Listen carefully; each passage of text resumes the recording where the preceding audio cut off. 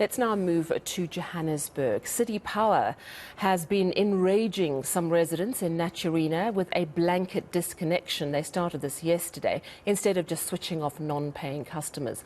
But today the cut-offs continued across the city. And I'm joined now by City Power spokesperson Isaac Mangena. Isaac, good evening to you. I want to follow up first with the Naturena incident, because people were very angry yesterday. They said, why cut off an entire community instead of just targeting the homes that are not paying? Why did you choose that blanket approach?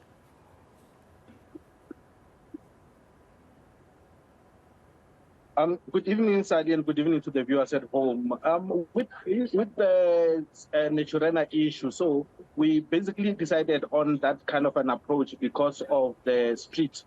In fact, it's not the whole of Naturena, but some of the streets where we did not find joy in terms of access to our meters in the people's properties. So what we decided as a management on site was basically to say, if customers are not able to basically open up for us, the decision should be to basically switch off the whole area until those that claim to be in good standing in terms of their books with the city of Johannesburg come forward, and then we can be able to switch them off. But with the street that you are referring to, in particular Malta Street, there has been a historic low level of vending on that street, and that is the reason why when we arrived, it was the first area that we went to, and when we started knocking at the doors, the residents themselves basically started closing their doors and their gates in our faces, and we decided as City Power that for us to be able to get their attention, let's switch off the whole street, and they will basically eventually come through to us. And they have been coming, Sally, since last night and this morning. Today, several of them have been calling. Some of them, even not from that street that you're referring to, have been calling, basically asking about what they need to do to basically ensure that they install those meters that we have been asking to install in their houses. Others asking how they can be able to access the social services that the city of Johannesburg has, especially those that are pensioners and those that are unemployed, or even those who are employed, but any between 0 to 6,000. There are those services that we can assist those who are not able to pay. I want to ask you about. Okay, so you say residents of Naturena can afford electricity. And how many of them have come forward who weren't paying to pay in the last 24 hours?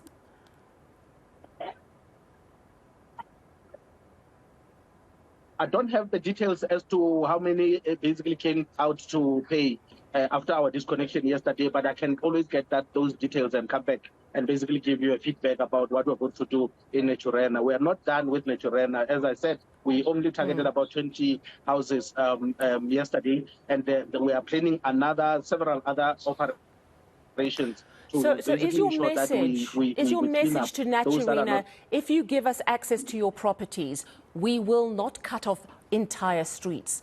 You did that out of frustration because people were deliberately not giving you access to properties. Is that correct?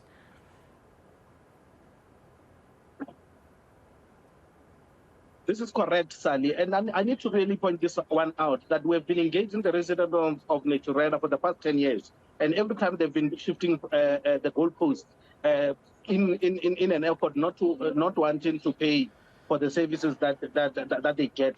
And we have been requesting the leadership in Naturena is actually, according to me, basically misleading most of the residents, and unfortunately, the residents are the ones that are bearing the brunt of the arrogance of the leadership in that area. And that's why even yesterday, when we were there, some of the leadership, the political and other leadership, were the ones who basically were threatening the technicians when they wanted to disconnect the areas. But what I want to ask you, and I hear sorry to interrupt, Isaac. You've made your point that it has been very frustrating, and you've tried for a long time. This was a desperate attempt to get their attention, which it seems you have. What about the good people who have been paying? How quickly were they reconnected? Did they have to jump through hoops before you reconnected them after they were unfairly, let's face it, cut off?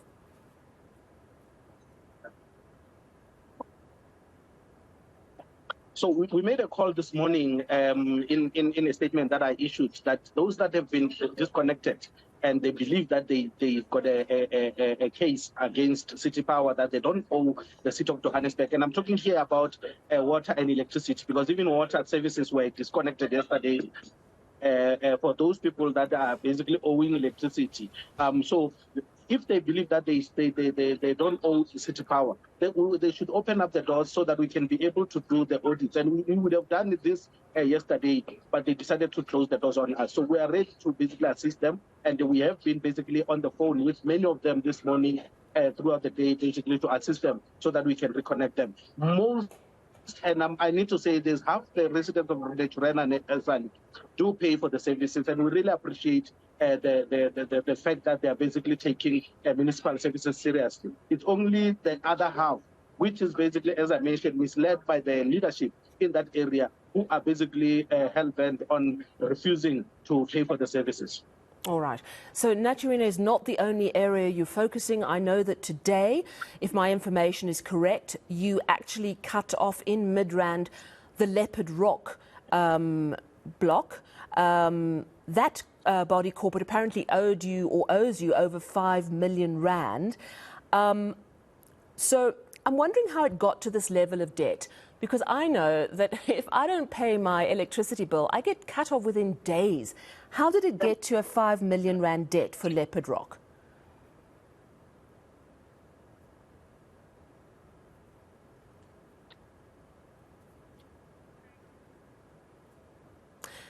Isaac, can you still hear me? So, yes, I can hear you.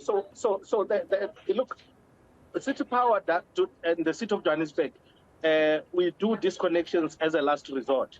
So we take most of the time to negotiate with customers, to write letters to the customers, to make calls to the customers, reminding them of their obligations to pay for electricity.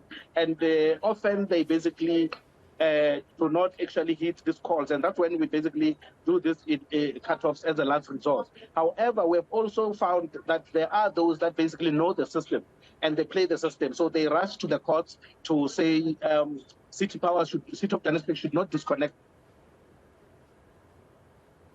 That buys them time. That buys them time to basically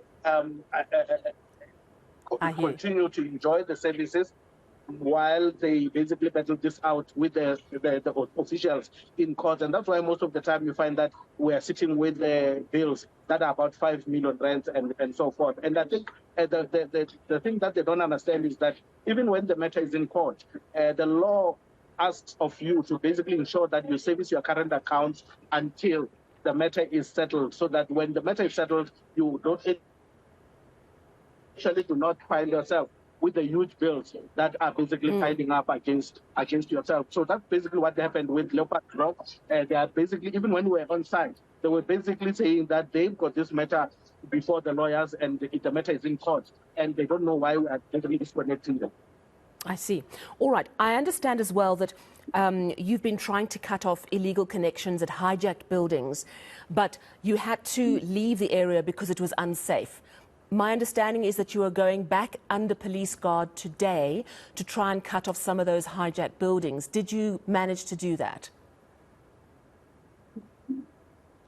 Yes. So basically what we had last week was a situation where we were basically refused access to some of the hijacked buildings, and the tensions were basically rising high to an extent that the safety of our technicians and those of the journalists were basically compromised. And we decided to basically pull out for those reasons, so that we can basically regroup and have more public order policing that will assist us and escort our people so that they can do their job. And that's what we did today with the assistance of MMC for Public Safety, Councillor Mqinichwaku, and also MMC for EISD, Councillor Squaila, who led this program to basically go into the inner city to disconnect. Today, unfortunately, we managed to do this without any problem. There were some noises in some corners, but we managed to basically disconnect the houses. Collectively, the 3 houses that we disconnected this afternoon owe City Power about 10.9 million rand. And the owners of those buildings are not known, and the residents were crying that they are actually paying to someone that is not actually paying to the city of Johannesburg. But unfortunately, we do not have contract with those tenants. We've got contract with the owners, and the owner is nowhere to be found. Yeah, sadly, that's a risk they took. I have to also ask you a question about the reality that these illegal connections can be a massive fire hazard. And we've seen another fire in the city of Johannesburg today. Obviously, this was not at a hijacked building. But generally, talk to me about the risks of illegal connections and the fire risks of illegal connections. Yes, indeed. That has been our call when we do awareness campaigns around the problem of illegal connections. We've seen elsewhere, even in the informal settlements, where fires started. Some of these fires were started by the illegal connections, but also they are dangerous to the residents, especially kids who do not know that the exposed wires that are running on the ground are basically live with electricity, and that's basically what happened. Even in the inner city where you had fires, you'll remember in 2021, in the area where we were, 2 streets away from where we were this morning, today, in Jibis Town, there's a building next to my called Kazen building that burned in 2021, and about 9 people lost their lives that time. And the reports that we found was that illegal connections were the cause of that fire. And that's why part of why we're targeting these illegal buildings is to basically ensure that we take away our infrastructure from these buildings before they basically kill people. Because some of those that are basically connected, they are obviously doing this in a dangerous way and in a way that basically can be a fire hazard. And we've seen with the Kazan building in 2021, and we don't want that kind of a situation to repeat itself, especially during this time when the city is basically, city buildings that are hijacked are basically starting to, catch fire almost every week.